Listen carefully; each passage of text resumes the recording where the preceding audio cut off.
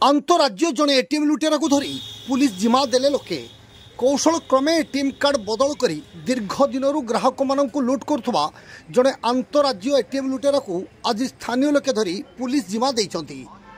उक्त युवक जनक पश्चिमबंग राज्य पश्चिम मेदिनीपुर जिला दक्षिण 24 परगना अंतर्गत पश्चिम जोटा देउली अंचल पुतुल सरदार पुओ भास्कर सरदार बोली पुलिस प्राथमिक तदंतर जमापड़ा बेले ताठारू लुट्रे व्यवहृत विभिन्न सामग्री सहित विपुल परिमाणर पुराणा एटीएम कार्ड जबत कर तेबे खबर लेखाबा जाए संपृक्त बैंक कर्तृपक्ष तरफ कौन लिखित अभियोग होई नथिबारु ताकू थाना रे अटक रखा पचरा उचरा करा जमापड़ी।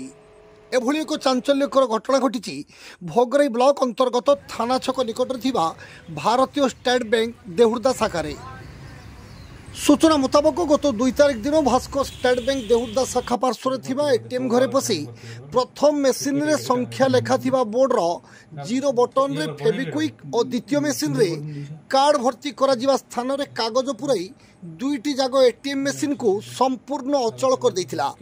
एथि सहित ग्राहक माने टंका उठाइबा को आसीबा परे टंका उठाई देबा बहाना करी सेमानक ठारू कौशल क्रमे एटीएम कार्ड बदल करि नै चंपट मारिबा सह परवर्ती समय रे टंका उठाई नैथिला।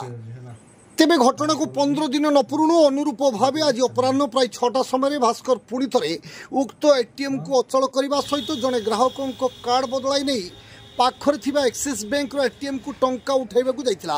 एही समय बैंक सुरक्षाकर्मी अन्य ग्राहक माने घटना संपर्क में जानीपारी सीसीटीवी फुटेज जांच करने सहित विभिन्न एटीएम को जाई खोजाखोजी करथिले। शेष में थाना छक निकट थिबा एक्सिस बैंक एटीएम रे भास्कर टंका उठाउतबा समय सुरक्षाकर्मी और स्थानीय लोके ताकू धरी उत्तम मध्यम देवा सहित पुलिस रे जिमा दैथिले। भोगरे पुलिस भास्कर को अटक रखी पचरा उचरा करने पर भास्कर एटीएम लुट करतबा मानि जाइथिला। तेबे स्टेट बैंक कर्तृपक्ष तरफ लिखित अभियोग आसिबा परे भास्कर को गिरफ्त करी कोर्ट चालान करा जिवो बोली भोगराई थानाधिकारी श्रीवल्लभ साहू कहिसंती। भर्ती करबे तोल कागज कने भर्ती करबो ना एटा ना ये कर बढ़े भी रहो सिंगल कर दिन 200 अनेक चीज है सर कागज बाद देख के नहीं बस कागज नेला मुडिला ना नेला आगो कागज पूरी दूछ फोटो के है ना काम करूनी। बालेश्वर जिला भोगरेरू स्वरित सपन पंडांग रिपोर्ट जीटीवी ओडिया।